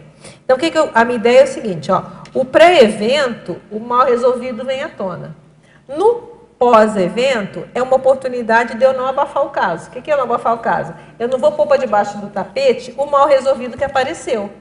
Mas é no pós-evento. Durante o evento você tem um trabalho para fazer, né? Mas você foi lá e anotou, ó, isso aqui está mal resolvido, isso está me incomodando. Aí no pós-evento você não vai abafar o caso, né? Vai resolver os autodesassédios que estão prementes, para você poder, num próximo evento, isso não acontecer de novo, você se calçar. Então eu quis fazer uma continuidade. Durante o evento tem um trabalho para fazer, apareceu aquilo. No pós, eu vou ter que fazer as ações que necessito, porque reciclagem não é assim, né? Quais são as ações que eu preciso fazer para reciclar, para que pelo menos isso volte a me incomodar, ou se me incomodar, me incomode menos. E a consequência é o próximo item. A que exatamente, inteligente de encarar. Perfeito. Então, com isso, eu vou encarar as minhas imaturidades, que todo mundo tem um monte, a gente não é serenão, não é nem consciência livre, e as autocorrupções, que é mais sério, né? O que eu ainda estou me corrompendo. O que é autocorrupção? Aquilo que eu já sei que não é bom para mim, eu já sei que não está correto e eu insisto. Isso é autocorrupção, porque eu já sei. Né? Vamos lá. A esterilização de energia funciona para o autodesassédio? Sim, é importantíssimo. Sabe por quê? Na hora que você esteriliza energia, você vai dar um alívio na pressão. Então, por exemplo, vamos supor que a gente falou aqui, a pressão, a demanda, né? Então, está vindo aquela pressão extrafísica. Você esterilizando energia positiva, você se reequilibrando, você não deixa você deixa isso num limite aceitável, né? Então, você vai mantendo esse processo. Você pode se encapsular, você pode, com a esterilização de energia, assistir aí o povo que está precisando de demanda, né? Diminuir a demanda, que o povo vai começar a assistir um povo, e se manter num equilíbrio maior. Né? Então, isso até ajuda. O meu próximo verbete tem um gatilho, né? O gatilho do autoassédio e o gatilho do autodesassédio, são 2 verbetes. E justamente a gente vai trabalhar isso, como a gente pode usar esses gatilhos, quer dizer, o que é aquilo que me faz entrar em autoassédio? Então, de certa forma, o evento pode ser um gatilho, em função do aumento da situação. E quais são os gatilhos que me levam a entrar no autodesassédio? Então, a gente pode usar, o gatilho do autoassédio eu vou evitar, e o gatilho do autodesassédio eu vou correr atrás deles, que é aquilo que vai me ajudar a desassediar. Então, isso tem tudo a ver com a questão da energia. Tá bom? Então, gente, agradeço muito a presença de todos aqui presentes, todos os tertulianos. Agradeço aos teletertulianos, foram muitas perguntas hoje, foram quantas? Deixa eu ver aqui.